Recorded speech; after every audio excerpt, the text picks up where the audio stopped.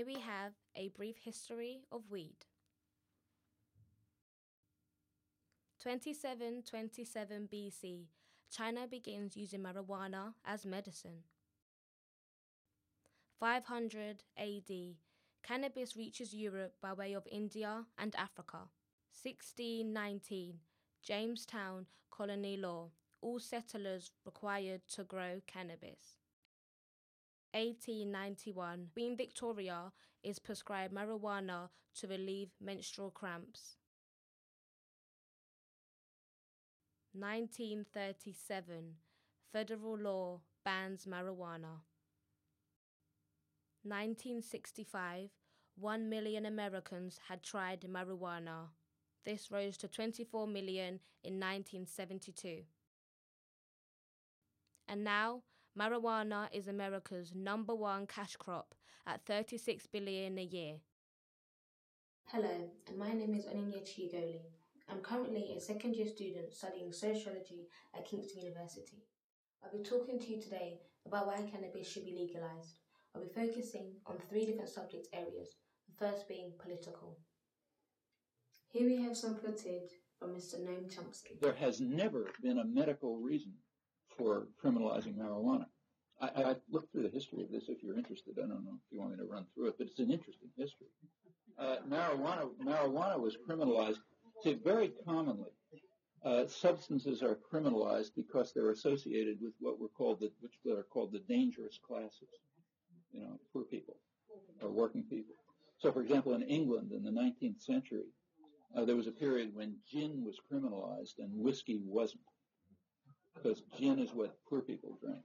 That's kind of like the sentencing for crack and powder. How would legalising cannabis benefit you? I'd get better quality. I wouldn't have to deal with hooligans and street dealers. Why do you smoke?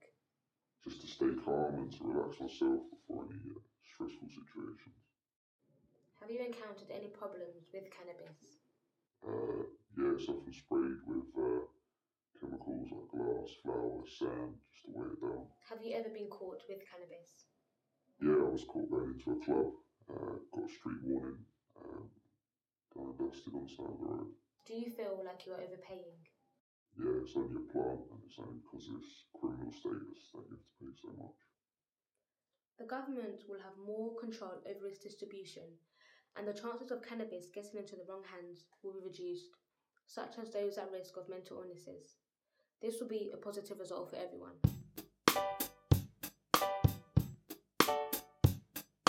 The police force won't be tied down with drug crimes associated with cannabis and will be able to concentrate on other things, like organised crime.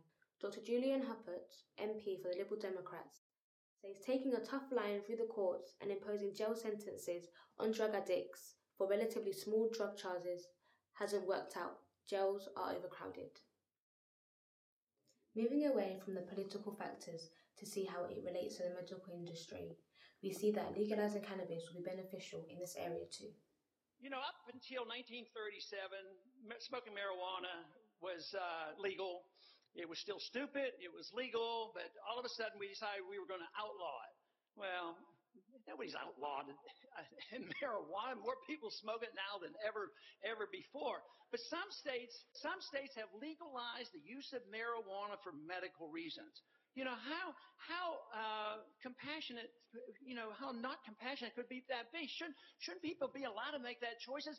And as a physician, I can tell you there have been people dying with cancer. They can't hold their food down, and they're taking chemotherapy, and they get benefit. And finally, the last section will be showing us how legalising cannabis has financial advantages too. If it were to be sold over the counter, it would be safer and more reliable, as you would know where it is coming from and you could trust your supplier, as they will be subject to tests in order to be a licensed dispenser. With a dealer, you can never be too sure what you're getting is what you're paying for.